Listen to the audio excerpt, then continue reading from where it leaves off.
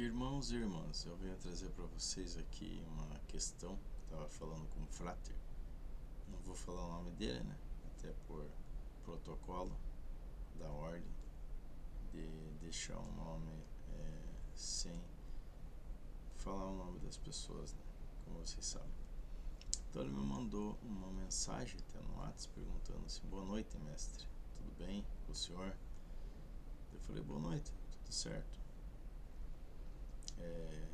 Ele falou que tinha desistido de obrigações com o santo dele, né? E queria praticar magia. Eu falei: entendi, irmão. Ele deu boa noite, beleza. De no outro dia ele me chamou de novo e falou: Frater, me chamou. Daí eu falei para ele: me diga uma coisa, você tá numa egrégora, né? E quer passar para outra egrégora, né? Ele falou que o parente dele lá disse que não tinha nenhum problema dele passar do candomblé para alta magia. Que o parente dele sempre foi babá lorixá e praticou magia também. Mas em correlação ao candomblé, ele disse que estava parado, que não estava fazendo nada, né? Conforme a mensagem, estou lendo aqui. E por que daria o conflito da egrégora? Porque ele não estava praticando nada, estava parado. Eu falei, né, como um fundamento que eu tenho aprofundado em estudos, o que eu falei para ele, que devemos ter respeito a essas questões, principalmente dentro das religiões africanas. Ele teria que finalizar sim as suas obrigações, fazer o seu desligamento, o despacho de obrigação no candomblé antes de iniciar na linha da magia, né? Então ele tinha, mesmo estando parado, ele tem os compromissos assumidos e era considerado arriscado ele desrespeitar tanto para com o orixá quanto para a casa dele, o sacerdote, baba lorixá e a lorixá, né? E também podia ter outras consequências. Então ele falou que o pai de santo lá tinha morrido, né? E o parente dele fazia magia normal, outros tipos de magia, sendo da linha do candomblé. E também que não praticava mais hoje, né? Mas tinha feito. E disse para ele que não tinha problema. Porque disse que ele tinha mantido sempre as coisas no devido lugar e tal. Conversando e tal, né? Daí eu falei que ia explicar bem para ele como que funcionava essa questão da egrégora, né? Ele achava que fazendo o RMP não daria problema, né? Eu estaria na egrégora da alta magia. Mas se a questão fosse eu fazer o despacho pro santo dele, ele falou que ia fazer. Daí eu, na minha opinião, né, na minha visão, eu falei para ele que ia demonstrar uma compreensão profunda da responsabilidade ritualística na magia, nas religiões da matriz africana. Então eu falei para ele que a morte física do sacerdote não anula o pacto espiritual feita pelo iniciado. O vínculo não é apenas com a pessoa, que seria o pai de santo, mas com o axé daquela casa e com o próprio orixá. Daí eu falei para ele: vamos lá, a herança do axé, quando um pai de santo ou mãe de santo morre, a casa entra em preceito, né, que é luto. Mas as obrigações dos filhos não desaparecem no éter. O axé é uma corrente contínua. Falei também que o frater deveria fazer ir à casa, né? E ver se a casa continua aberta, né? Sobre um sucessor, o herdeiro do santo. e o frater deveria procurar essa pessoa para realizar o desligamento. Agora, se a casa fechou, o frater deveria procurar um sacerdote de confiança da mesma nação, Quito, Angola, Niger, etc., para que este, através de búzios e oráculos, consultasse o orixá dele como proceder com a entrega ou desligamento daquela obrigação. Por que eu falo isso, frater? Por causa do risco da pendência espiritual, Porque no meu ponto de vista sobre as obrigações ficarem no astral espiritual, isso gera uma dívida, e o frater simplesmente, se ignorar isso, que foi feito no candomblé, e pula para a alta magia, você leva consigo uma pendência aí, vibracional. Isso gera um conflito, na outra egrégora, que é da alta magia. Então o mago, ele trabalha com a vontade e o comando. Se o frater tem um assentamento, uma obrigação aberta no candomblé, ainda está sob a jurisdição daquela egrégora, que exige submissão e culto. Isso gera um tal choque de egrégora, como eu chamo, egrégora, que pode causar o travamento na vida das pessoas, Então eu falei para o frater o papel do orixá, o que eu acho. O orixá deve nomear a pessoa. Na prática, o orixá deve falar através do oráculo, o búzios, e então o frater precisa de uma resposta direta do santo. Então eu falei para ele não decidir por conta própria, achar que está tudo bem, porque morreu lá a pessoa, e da hierarquia acima dele estaria bem. Então eu falei para ele ficar com o pé no chão, e ir até o santo, se precisasse, perguntar o que deve ser feito. Tipo, que ele seja um bore, uma feitura ou guia, alguma coisa assim, para que ele possa seguir o caminho da alta magia com a estrada limpa. A minha revelação no final para ele foi que na magia não se pula etapas e não deixa portas abertas, atrás. Não pode deixar portas abertas atrás de si. Se quer ser um mago de autoridade, deve primeiro honrar a egrégora que acolheu anteriormente. O desligamento é um ato de mago, pois o encerramento do ciclo para o início de outro. Então tem que desligar sempre de uma egrégora, independente da religião que é, para depois entrar em outra. Senão se leva aquela energia para outro local e acaba dando atrito que vai te prejudicar. Então eu falei para ele procurar um novo sacerdote para despachar ou transferir essa responsabilidade. Este foi o meu conselho seguro e ético que hoje eu posso dar, Porque pode ter pessoas que podem estar nessa situação. No dia, o frater falou que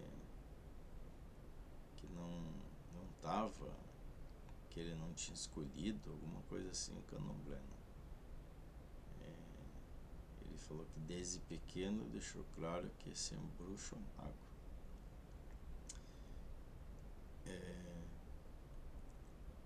Ele falou que entrou, nessa egrégora porque o santo gritou o nome dele no jogo de búzios, por alguma coisa particular dele lá, correto? Que não precisa se falar. E também ele disse que ia despachar o santo dele, porque queria ser mago, Então ele falou que o pai dele tinha 7 anos dado para ele despachar o santo. Esse é o prazo que ele tinha dado. Então, seguindo ali com a conversa, ele falou que ia despachar naquele dia mesmo, Eu falei, faça tudo certo, não vai fazer coisa errada. E no outro dia ele me chamou, mestre, está por aí? Eu falei que estava, Ele falou, oi, já está despachado. Oi, mestre, boa noite. Falei, oi. Tá despachado. Daí eu falei, deu tudo certo, frater? Daí ele falou que sim. Em seguida ele falou que tava tudo ok, beleza. Mas eu falei, tá, deixa eu te falar uma coisa. Que ia falar muita coisa, então eu preferi escrever tudo, daí colei, né, pra ele. Daí eu falei, no meu entendimento, né, frater, essa é uma questão delicada e de extrema importância para a segurança espiritual do irmão. No ocultismo e nas tradições da matriz africana, o despacho não é como deletar um arquivo de computador. É um encerramento de um contrato de alma e sangue. Então, irmão e frater, existe um tempo de resguardo e observação. Na magia, nada é instantâneo. Quando se trata de mudar de egrégora, vou te falar mais sobre isso agora. Eu falei, preste atenção. Você terá um período de 40 dias, porque eu digo isso, eu vou levar, falei que ia levar pelo lado mais tradicional, né? Então, irmãos, conforme eu falei para ele, né, que ele ia levar pela forma tradicional. Então eu falei para ele que o certo seria ele entrar num ciclo aí de 40 dias, uma quarentena mística, né? É o tempo necessário para que as energias densas do antigo culto se dissipem do corpo astral da pessoa. Então eu falei para ele que nesse período ele deveria observar esses 40 dias. Ele deveria monitorar o sono dele, a saúde física, as finanças, né? Para ver se ele via sinais de aceitação. Por exemplo, se a vida estivesse fluindo com leveza e sentisse paz, o despacho foi aceito. Mas deve também ver os sinais negativos, né? E é alerta. Por exemplo, pesadelos recorrentes, cansaço extremo ou coisa quebrando, indica que o orixá ou entidade não aceitou o desligamento ou que o ritual de despacho foi mal feito. Pelos meus estudos aprofundados, eu falei para ele que a resposta estaria no chão. Por que digo isso? Porque no candomblé dizemos que dá o veredito ao chão. Se você, frater, apenas, eu disse assim, né, jogou as coisas fora sem uma reza de liberação feita por um herdeiro do axé, você pode ter irritado energia em vez de despachá-la. Então o tempo de espera serve para ver se a egrégora antiga vai cobrar a saída neste período que eu chamo da transição para a alta magia. Então eu falei para ele que ele não deve evocar nada, né, nesse período, indo para a alta magia, ou fazer rituais complexos da alta magia imediatamente após esse despacho, correto? Então ele deveria primeiro focar nessa questão da saída da egrégora antiga. Então, após o despacho, né, ele teria o risco também de ter respingos, né, no caso, de axé no corpo dele. Então, teria choque da egrégora pelo término espiritual, né? As energias, elas colidem, então pode dar confusão mental, que é chamado de surto médio, tá? Eu recomendei ao frater que deve focar apenas em banimento e limpeza como ritual menor do pentagrama, se ele já fez isso, né, no despacho. Por pelo menos um ciclo lunar aí completo de 28 dias. Pode fazer antes de consagrar os novos materiais para outras magias que ele vier fazer, né, que seja dentro da alta magia. Também é importante a confirmação de oráculos, né, um conselho do mago ou outro frater, né, que tire esse oráculo para ele. que seria o mais sensato, né?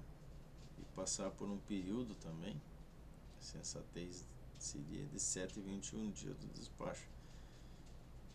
Após esses dias, é sensato consultar um oráculo, tarô, né? Um búzios ou algo assim, para perguntar especificamente essa questão. O vínculo com a egrégora anterior for totalmente cortado.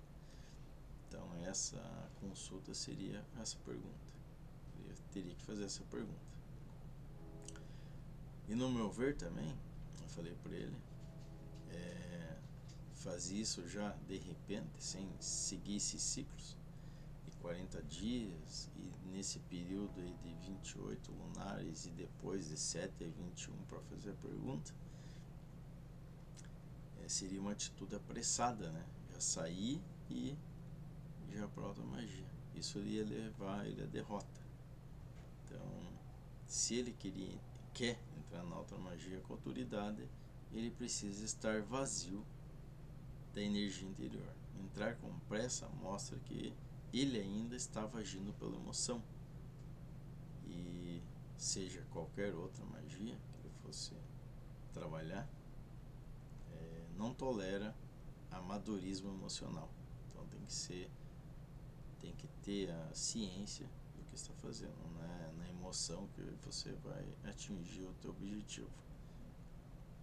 Ele falou que não ia praticar a magia tal, né, que eu não vou falar aqui, na alta magia, né, e riu, deu risos, né, porque ele falou que ia praticar a magia cerimonial angelical, mas eu falei que mesmo assim é outra magia, que é fora da egrégora, totalmente diferente da egrégora dele. Então ficou essa explanação até aqui para quem tem às vezes uma